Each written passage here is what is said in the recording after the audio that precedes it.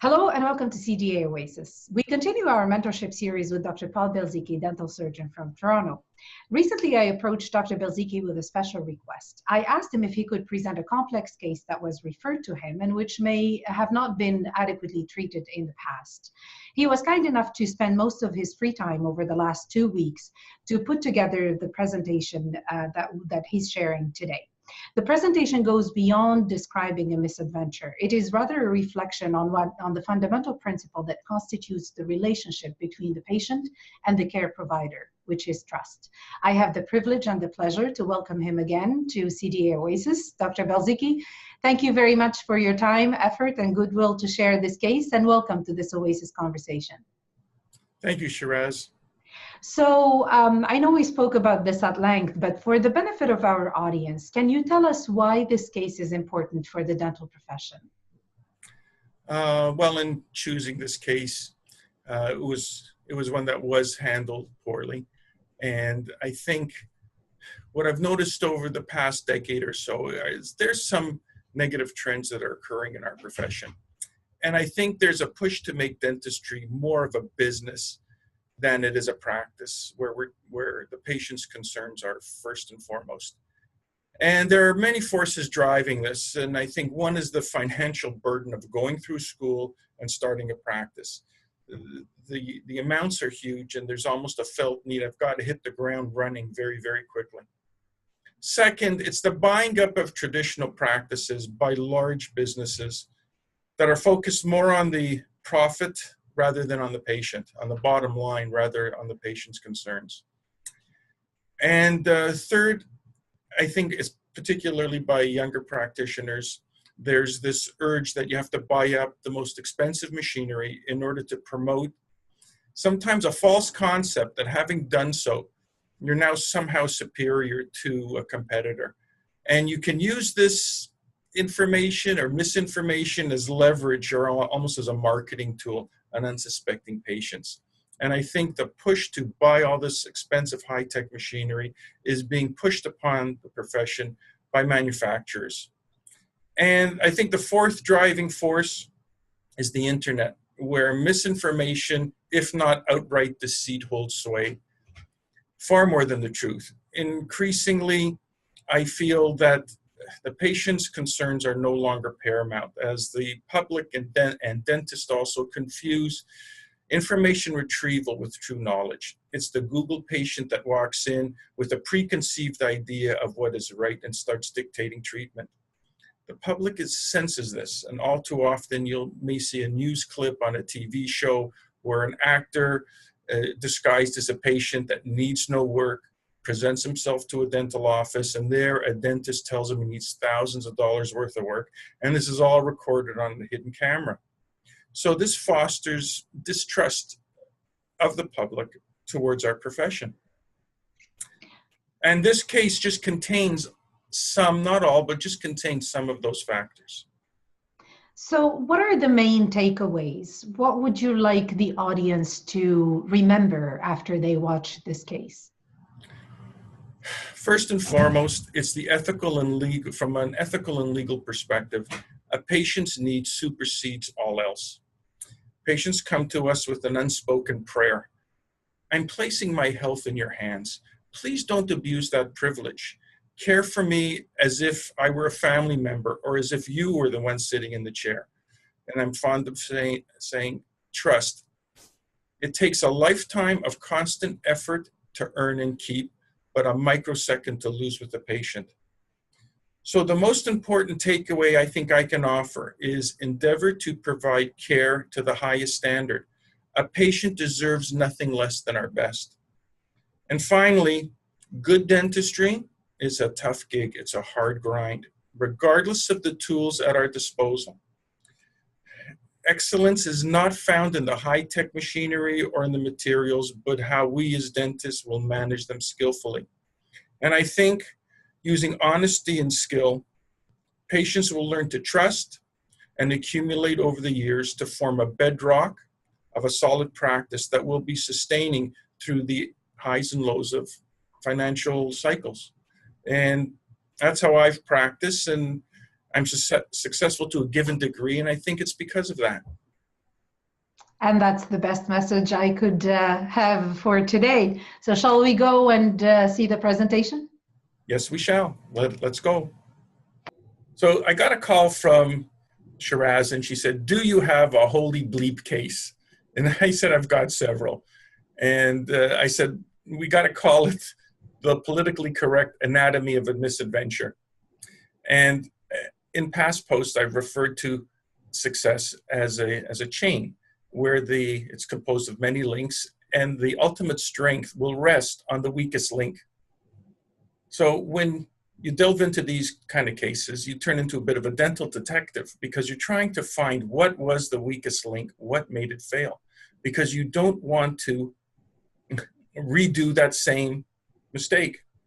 So it's my hope that in this post, tips are offered to the conscientious practitioner to avoid creating their own holy bleep case. So here are the historical facts. A healthy male, born in 59, so he was about 40 at the time, underwent extensive treatment with a previous dentist from late 98 to early 2008. In 1998, he was looking for a new dentist. His old one retired, and he was informed by this new dentist that numerous amalgam restorations were failing and required replacement. He was advised that tooth-colored CEREC inlay onlays were the best way to go. And he was shown the machine. He was told about all the high-tech wizardry with lasers and 3D milling. And of course, you would want to get rid of all those ugly silver fillings, mercury poisoning, etc., etc. You know the drill. So the treatment included preemptive endodontic therapy in some teeth prior to placing restorations, and then in other teeth as a consequence of restorative materials when those teeth became symptomatic. The patient relayed a history of constant discomfort and failing restorations that either chipped or dislodged over the course of a decade. He genuinely liked the previous dentist, but reached a point where trust was lost as frustration mounted. The patient was referred to my office by an endodontic specialist in 2008 when I first met him. So, clues to a misadventure. Here, I'm the dental detective. So this is the radiographs from that previous dentist. And what's brought to my attention are these two areas. The 36 has decay, and the 47, well, it's a cause for concern for me. And you can see there's an overhang amalgam. There's a bit of bone loss in that area that may be a result of the amalgam restoration, or perhaps it's just a consequence of an extraction of the wisdom tooth. And the intraoral films are what I rely on most. And personally, I don't see a whole lot of recurrent decay. I do see some large amalgams. But nonetheless, within 9 days, 2 endos were done on these 2 molars. And that's the preoperative. To tell you quite honestly, I think that the fill looks really good. I'd be happy to see an image like this after I've done an endo. I do think that perhaps a little bit too much tooth material was removed from that area, thinning out that wall. But as the case progressed, some posts were placed, composite cores, and there you can see the 2 crowns. And over 2 years, there was ongoing complaints of discomfort and crown dislodgement. And it's no wonder, because as you can see, there are deficient margins that are finished partly on tooth and partly on composite resin core material. In addition, the core material is defective against tooth structure. So our endodontist colleagues tell us that this will contribute to marginal leakage with subsequent ingress of bacteria, and then infection will ensue. And there you can see the radiographic images of chronic inflammation on both molars, and that film is 2001. So he's been struggling with this area. So in August of that year, 2001, he was referred to an endodontist, and root end procedures were carried out.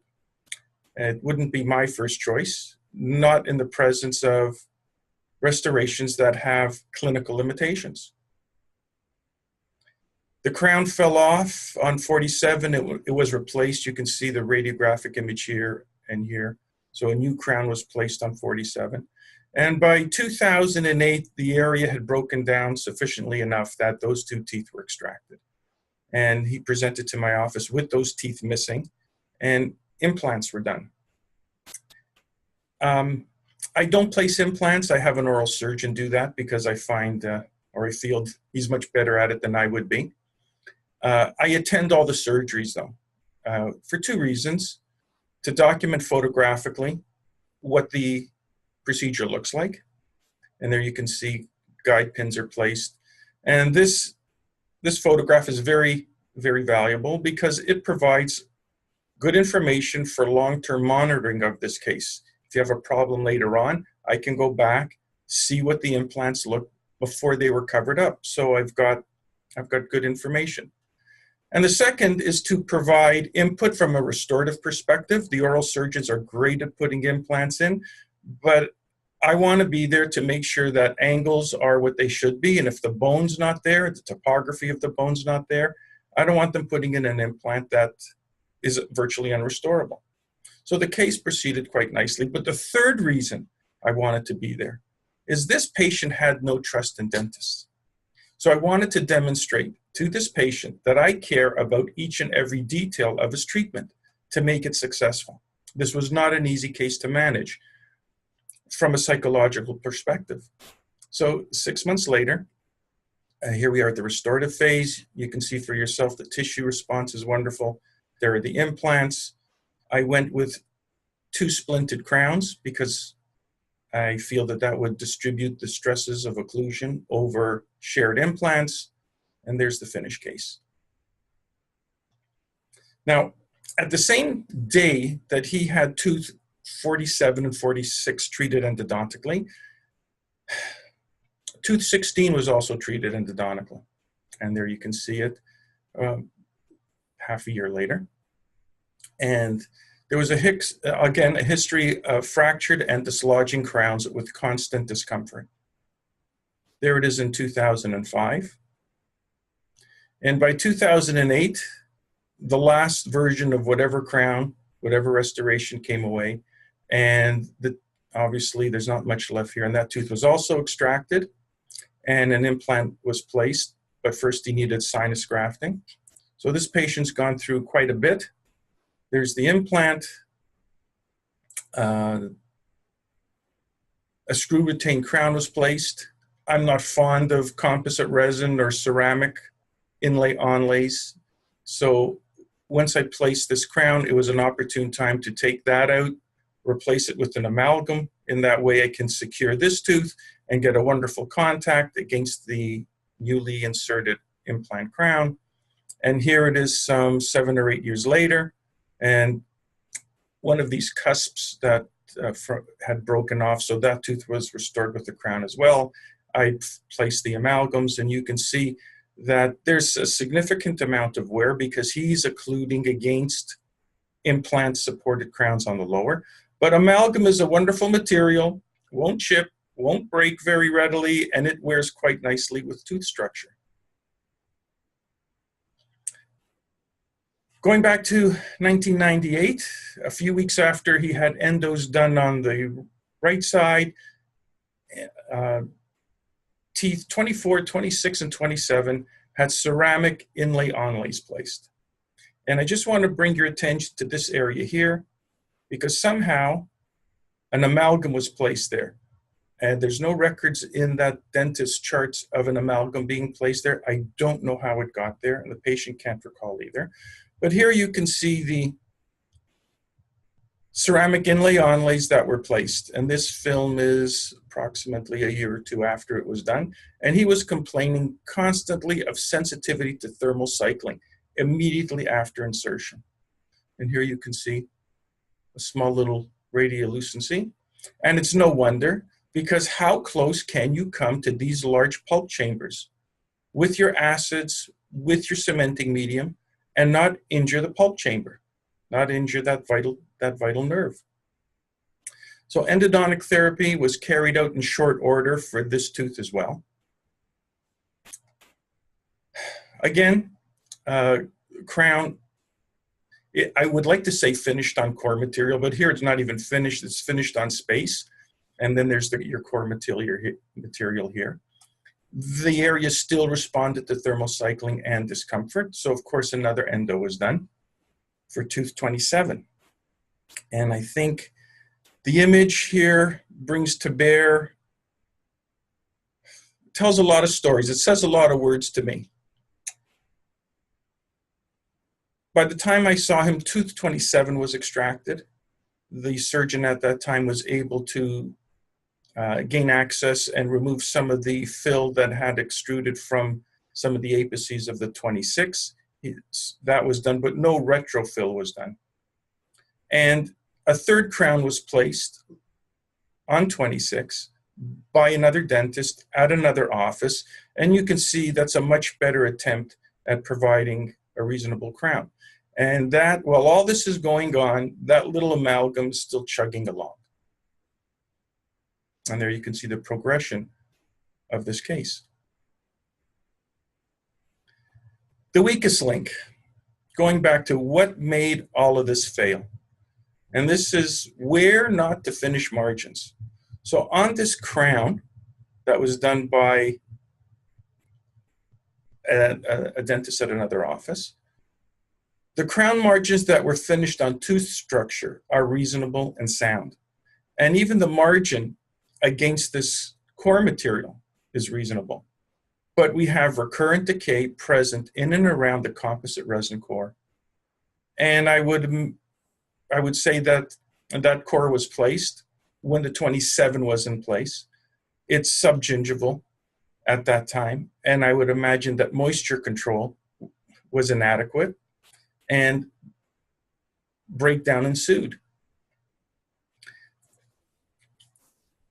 From authority, so this is not just my opinion, my personal opinion, but this is from authorities. This is from the big gun researchers at University of Toronto, where they studied the breakdown of composite resin containing ester bonds by human and bacterial esterases. So just to make this clear, our polymers in composite resin, they're made up of monomers, and they're joined together in a long chain by an ester bond. And most commonly formulated dental resins are methyl methacrylate-based polymers that contain an ester bond. Ester bonds are cleaved by water in a process called hydrolysis. So all you have to do is add an H2O molecule, and over time you break the bond here and you form two monomers again that go their separate way. So you're breaking down, there is a breakdown of our resin materials. And the breakdown products affect the activity of the bacterial biofilm present in and around teeth. Again, my personal bias, clinical observations of resin materials spanning 38 years. This is a case that came into my office. This is a different patient, came into my office a few weeks ago. Had some white fillings placed about 4 or 5 years ago, and she has pain from tooth 47. And it's no wonder that this is breaking down, because there's the ascending ramus and a shallow vestibule, and getting moisture control in this area is difficult, even if you can get a band, even if you can get a rubber dam clamp on there, because this box goes quite deep. And whenever I take these out and I have to restore them, I invariably find a lot of recurrent decay under composite resin fillings. So the bacterial breakdown of hydrolysis, those products of hydrolysis increase the karyogenic behavior of bacteria. It makes them nastier. In addition, matrix metalloproteinases originating from the dentin itself and oral bacteria accelerate the rates of decay at the restoration interface. So these are scientific reasons for what I have seen clinically over the course of my career. And my dear friend, the late Ursula Franklin, she was a patient and a mentor, and the professor of material sciences at the University of Toronto, Faculty of Engineering, that does a lot of work with the dental faculty on dental materials, often said to me, nature is insidious. It has a way of breaking down anything man-made in ways that are often unforeseen by early trials and lab-based studies. So yeah, composite resin looks good for the first few years, but there is a tendency for resin to break down and deteriorate over time. And you'll see that over the course of a long career. So getting back to this tooth, I thought, well, I'm a good dentist. Why don't I just unzip this crown? Because he's going through for implants at this time. He was going through for implants on the right side. He's not made out of money, so there is a financial concern. Let's try to hold the left side together for as long as possible.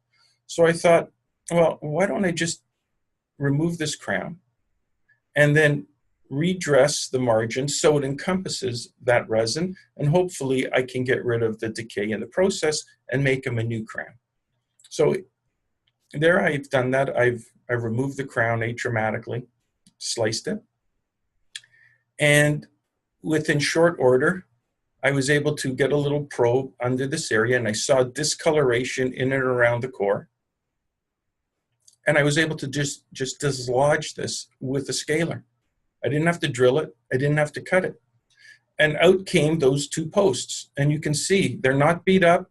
I didn't have to twist hard on them. They came out of those canals quite easily because of hydrolysis, bacteria, breakdown, all those processes that the research is alluding to. Found the fourth canal, and I was able to retreat these canals endodontically.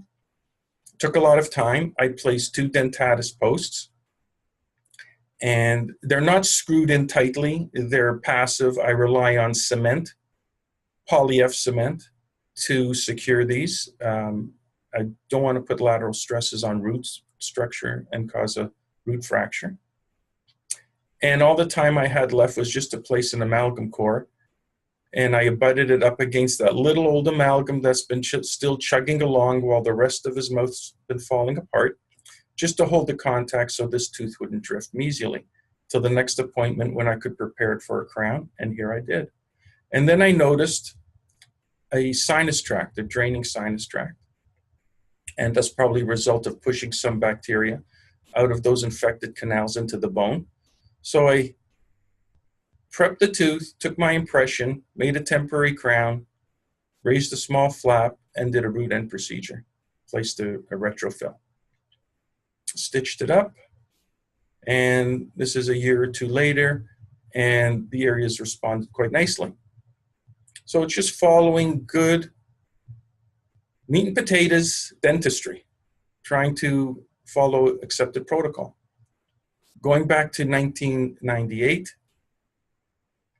while all those endos were being done, endos were also carried out for these 2 teeth. I can understand why endo was required for the 36. Not sure why it was needed for the 35, but it was done. And it followed the same history, breakdown, and there is no wonder as to why. There's the core material. It doesn't come even to the cavo surface of the root there, and the crown is just sitting on top of that. So ingress of oral fluids, bacteria led to the breakdown. This area was also sent to that same endodontist. Root end procedures were also carried out. And there you can see it. This radiograph is from that office. But by 2009, I thought we were a winner here. I thought, man, that's pretty good response after root end procedures. You can see that another crown was placed on that tooth somewhere along the line. And I thought, okay, implants are going in on the right side. Let's try to improve the situation here. So I placed, and I did have to do an endo on this tooth. It became symptomatic. I did place 2 new crowns, thinking I can get away with it. But tooth 36 became symptomatic about a year later. And going back to one of the statements I love, you won't fool Mother Nature. And I guess bacteria had gotten into the canal system, was there. I didn't remove the posts. When I uncovered these crowns, the old crowns, I didn't see a need, or I probably didn't want to remove all the core material. It seemed secure. But I had to remove that tooth, 2010, and place a 3-unit bridge. Again, the bone looked reasonable, around 35. But again, you're not going to fool Mother Nature. The bacteria is in there. So by 2015, that tooth became symptomatic, and you guessed it, I had to place 2 implants in that area as well. How did this case go so wrong? Well, in my mind, it's a disregard of proper technique, managing materials. And logically, I can only come up with 2 reasons. 1, not knowing what constitutes proper technique by the previous dentist. 2, knowing but lacking the skills and or the motivation to provide proper technique. And I think this film speaks volumes. This case was brought in front of the RCDSO, and as the dentist, your new label is the member. So the member did enter a statement claiming that all margins met or exceeded professional standards. Well, I know what it is to meet standards. I don't quite know what exceeding standards means, but I know what conclusions I can draw from this image, and I'll leave you, the listener, to draw your own conclusions. The entire fiasco angered me greatly, and in putting this post together, it kind of brought all that to the surface again, because what the patient had to endure over the course of 15 years, treatment by the previous dentist and treatment at my office. And the fees charged by that member were equal to those that are charged by dentists that do deliver excellence. And those of us that do know that it takes a lot more time to do so per dollar. And this case reinforces the public's distrust of all dentists.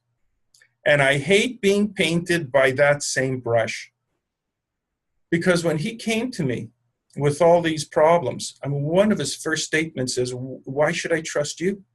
I mean, you're all a close-knit group. You're probably just going to protect that other dentist. And so why should I trust you? And I said, well, let me show you why. So here's a case that, and I do this with patients all the while when I'm explaining to them what they're about to undergo. I photograph all my cases extensively, and I can use this as a teaching aid for patients. So here I am with this patient, first appointment, fighting to establish trust with evidence. What's been done at my office. So this is a pretty bad tooth. I think everybody can agree on that. And it's just using sound techniques, getting rid of the decay, and here I've done so. Now, I know my margins are at the level of the gingiva or beneath it. A laser is not going to help you here. And covering this is not going to help you with a laser because you're running into a root issue with, or a marginal issue of where is the bone in relation to the margin. So a flap was raised, a dentatus post was put in that canal, and I show this to the patient, blood, guts, and all, because he's about to undergo this. I'm not going to try to fool him. Bone was removed. This is 2005. My techniques with photography weren't that great, but I've taken bone away where needed, and that allows me to place a matrix band quite easily, and then place an amalgam core. And you can use amalgam here, good old amalgam, because it is technique insensitive. It doesn't care about H2O, it doesn't care about water.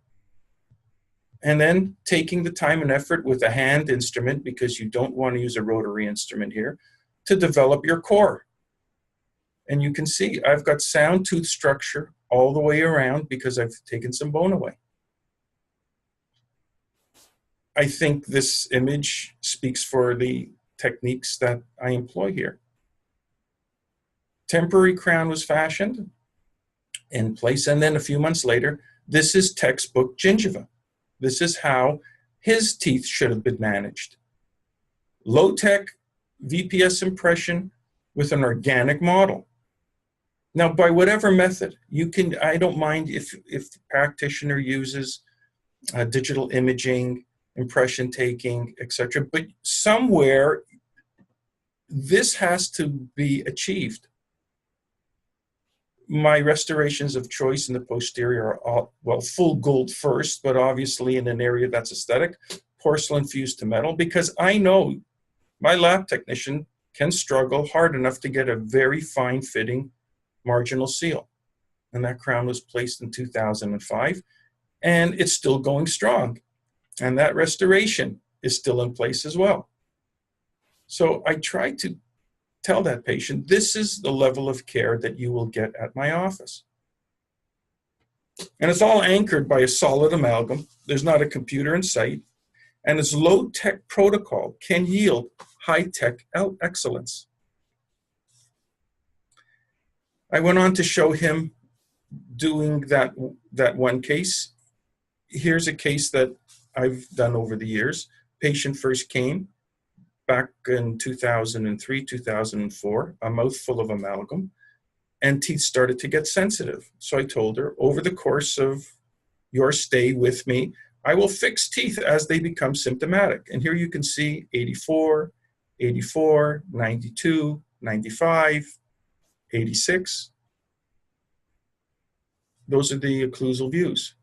These are restorations, porcelain fused to metal, that have withstood the test of time and still in service. And they're the radiographs. And I showed this to the patient. I said, this is what should have been done. What was done at that other office, I can't answer that, but I can answer for what I do here. So I put these radiographs side by side. And I said to him, meeting or exceeding professional standards, you be the judge. As licensed healthcare providers, dentists have a fiduciary duty to put the patient's needs above all. A patient deserves an accurate diagnosis. A patient deserves treatment carried out to a high standard. And patients deserve the truth.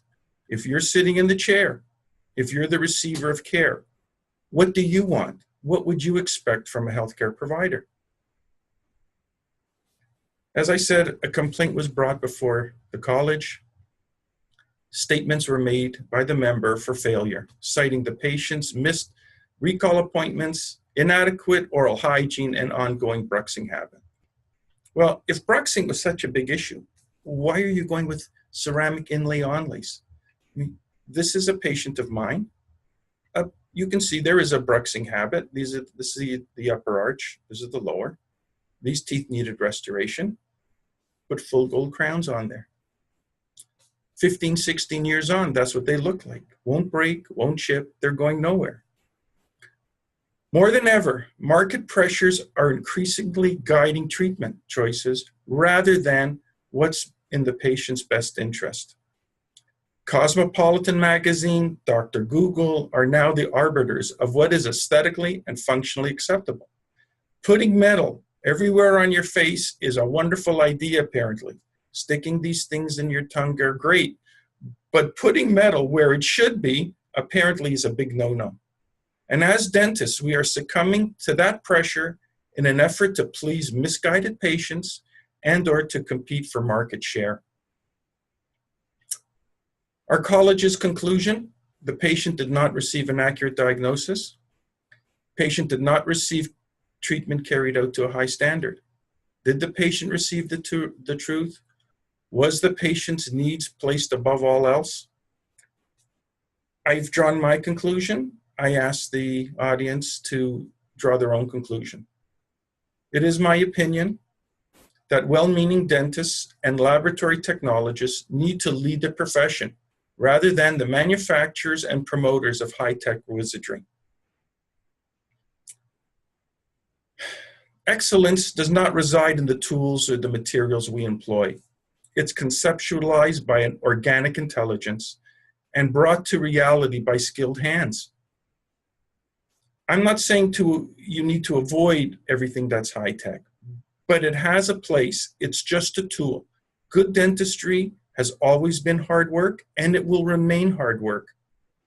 And using toys, thinking that you're going to somehow avoid having to get your fingers dirty, or gloves dirty, if you will, I think is a dream.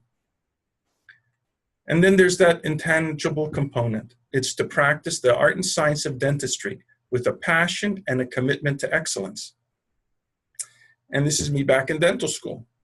And I'll have to tell you, after 38 years, I still like coming to the office. Cases that I've done, cases that have survived 3 decades, those patients are loyal, trusting patients, and it's been an honor to treat them. And with that, I'm still cool doing it old school, and obviously passionately so. So thank you very much for your attention.